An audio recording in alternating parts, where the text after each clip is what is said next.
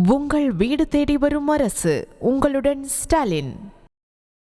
தமிழ்நாட்டில் மாணவர்களே இல்லாமல் செயல்படும் 207 அரசு பள்ளிகளை மூடுவதற்கான நடவடிக்கைகள் ஏற்கனவே தொடங்கிவிட்டதாக அதிர்ச்சி தகவல் வெளியாகி இருக்கும் நிலையில் மேலும் 300 பள்ளிகளை இணைப்பு என்ற பெயரில் மூடுவதற்கு அரசு முடிவெடுத்திருப்பதாக திடுக்கிடும் செய்தி வெளியாகி பரபரப்பை ஏற்படுத்தியுள்ளது.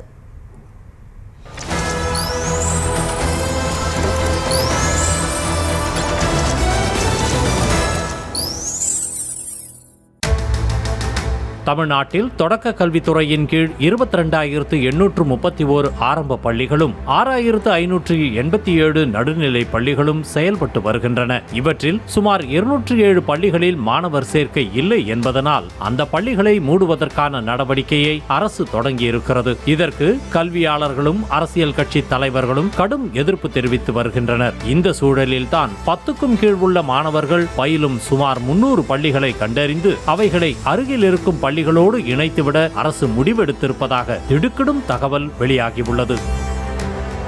இது தொடர்பாக நம்மிடம் பேசிய தமிழக ஆசிரியர் கூட்டணியின் மூத்த தலைவர் அண்ணாமலை, தேசிய கல்விக் கொள்கையை தீவிரமாக எதிர்ப்பதாக கூறும் தமிழ்நாடு அரசு அதில் இருக்கும் பள்ளிகள் இணைப்பு அம்சத்தை நடைமுறைப்படுத்துவது ஏன் என்றும், பள்ளிகள் இணைப்பு என்றாலே அது மூடும் நடவடிக்கைதானே என்றும் அரசை நோக்கி கேள்விகள் எழுப்பினர்.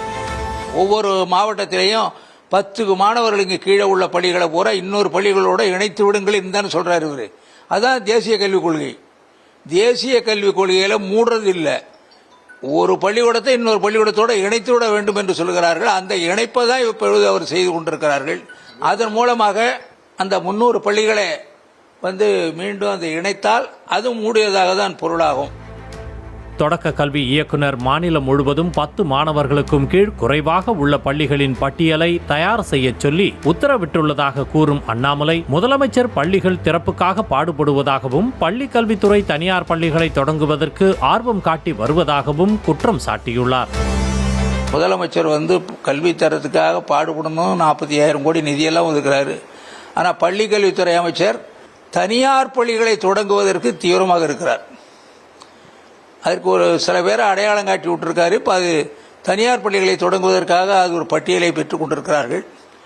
அதனால இது முதலமைச்சர் உடனடியாக இதில் தலையிடலைன்னா என்னதான் நீங்கள் விளம்பரப்படுத்தினாலும் சரி, பள்ளிகளை மூடுகிற தலைமுறை உங்களுடைய தலைமுறையாக இருக்கும் என்பதை நாங்கள் அக்கறை உணர்வோடு தெரிவித்துக் கொள்கிறோம். தமிழ்நாட்டில் இதுவரை ஆட்சி செய்த முதலமைச்சர்கள் அனைவரும் புதிதாக அரசு பள்ளிகளை தொடங்கியதுதான் வரலாறு என தெரிவிக்கும் அண்ணாமலை, பள்ளிகளை மூடியதாக சரித்திரமே இல்லை என ஆதங்கத்தை கொட்டினார். காமராஜர் ஆட்சி காலத்திற்கும் தொடங்கி, அது அண்ணா ஆட்சி காலமாக இருக்கட்டும், அதுக்கு பிறகு தலைவர் கலைஞர் ஆட்சி காலமாக இருக்கட்டும், எம்ஜிஆர் ஆட்சி காலமாக இருக்கட்டும், ஜெயலலிதா ஆட்சி காலமாக இருக்கட்டும், எடப்பாடியார் ஆட்சி காலத்திலும் சரி, பள்ளிகளை தொடங்கி இருக்கிறார்கள். மூடியதாக இதுவரையில் வரலாறு இல்லை. இந்நிலையில் அரசு பள்ளிகளை மூடும் நடவடிக்கைக்கு கண்டனம் தெரிவித்துள்ள பாமக தலைவர் அன்புமணி, தமிழக அரசு தனியார் பள்ளிகளை ஊக்குவிக்கும் விதமாக இதுபோன்ற நடவடிக்கைகளை மேற்கொள்வதாக தெரிவித்துள்ளார். மேலும் அரசு பள்ளிகளில் 1 லட்சம் ஆசிரியர் பற்றாக்குறை இருப்பதாகவும், போதுமான ஆசிரியர்கள் இல்லாததால் அரசு பள்ளிகளின் தரம் நாளுக்கு நாள் குறைந்து கொண்டே வருவதாகவும் விமர்சனத்தை முன்வைத்துள்ளார். பள்ளிகளை மூடுவதற்கு பதிலாக போதுமான ஆசிரியர்களை நியமித்து உள்ளூர் மக்களிடம் விழிப்புணர்வை ஏற்படுத்தினால் பொதுமக்கள் அரசு பள்ளிகளை நாடி வருவார்கள் என்றும் அன்புமணி வலியுறுத்தியுள்ளார்.